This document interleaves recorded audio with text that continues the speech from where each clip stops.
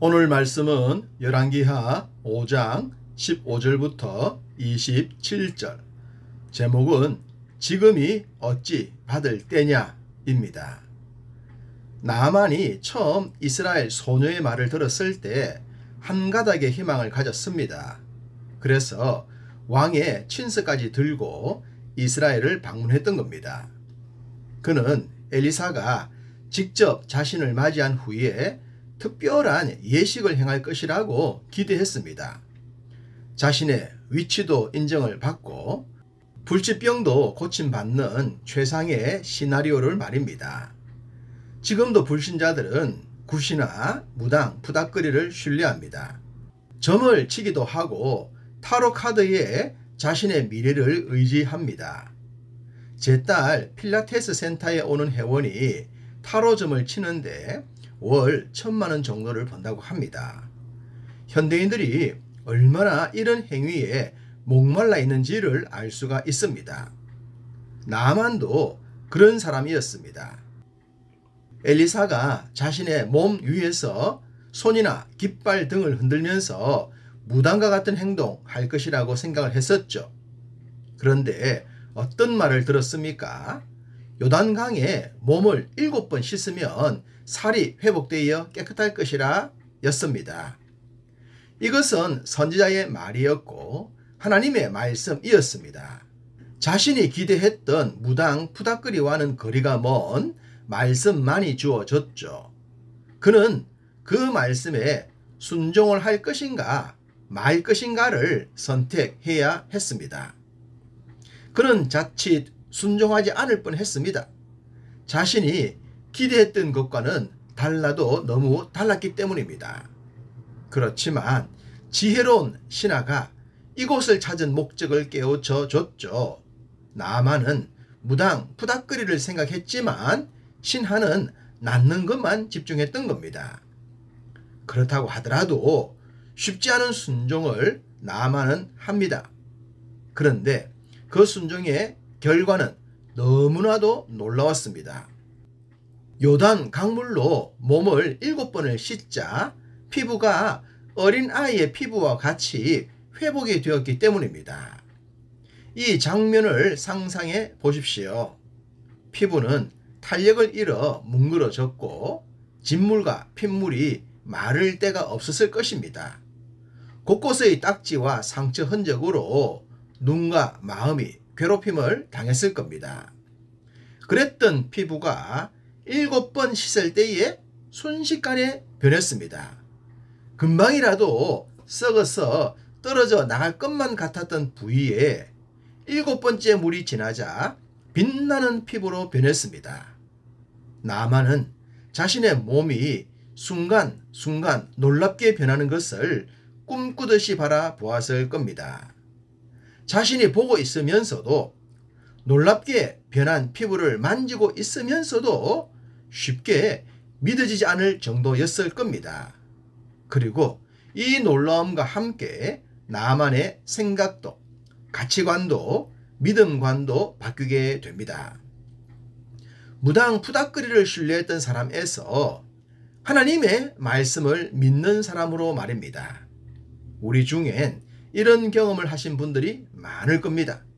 그렇다면 이런 경험을 더욱더 성숙한 신앙으로 발전시켜 나가야 할 줄로 믿습니다. 나아만은 깨끗하게 치유를 받은 후에 다시 엘리사를 찾습니다. 그리고 겸손하게 말하죠. 내가 이제 이스라엘 외에는 온 천하에 신이 없는 줄을 아나이다. 청하건대 당신의 종에게서 예물을 받으소서라고 말입니다.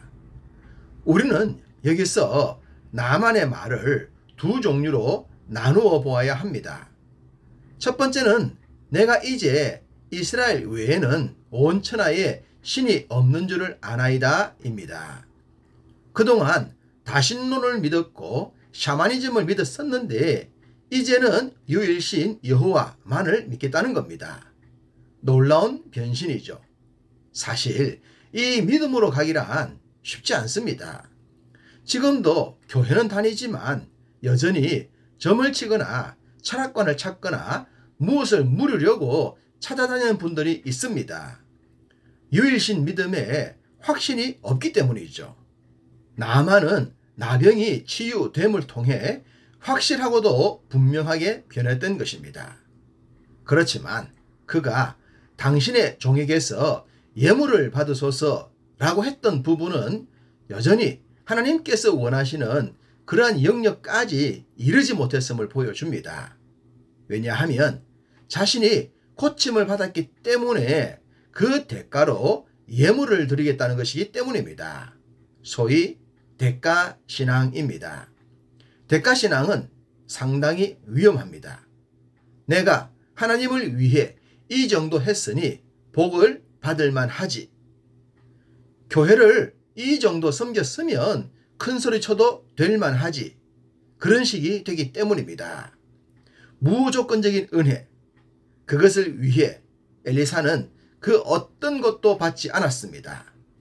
하나님은 나만이 아람에서 그런 신앙인이 되기를 원하셨기 때문입니다. 5절에 보면 나만이 가져왔던 것들은 엄청난 것들입니다. 은 10달란트와 금 6,000개와 의복 10벌.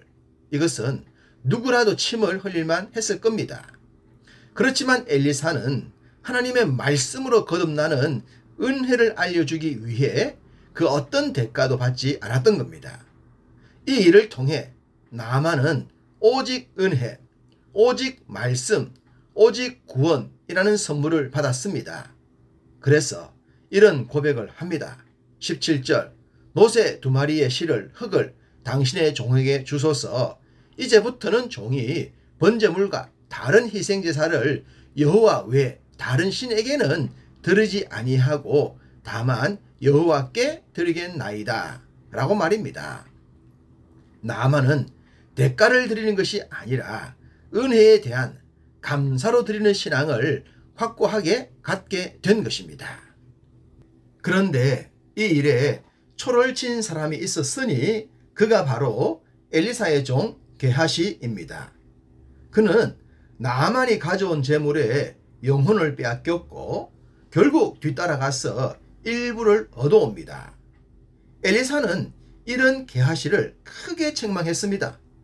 26절 지금이 어찌 은을 받으며 옷을 받으며 감남원이나 포도원이나 양이나 소나 남종이나 여종을 받을 때이냐 라고 말입니다. 힘들게 은혜로 구원받는 믿음 만들어 놓았더니 또다시 대가신앙으로 되돌려 놓았기 때문입니다. 혹시라도 우리에게 게하시와 같은 행동이 없었으면 합니다. 말씀을 말씀되게, 은혜를 은혜되게 하는 신앙이 흔들리지 않도록 말입니다. 오늘도 이런 신앙 잘 지켜나가기를 간절히 소망합니다.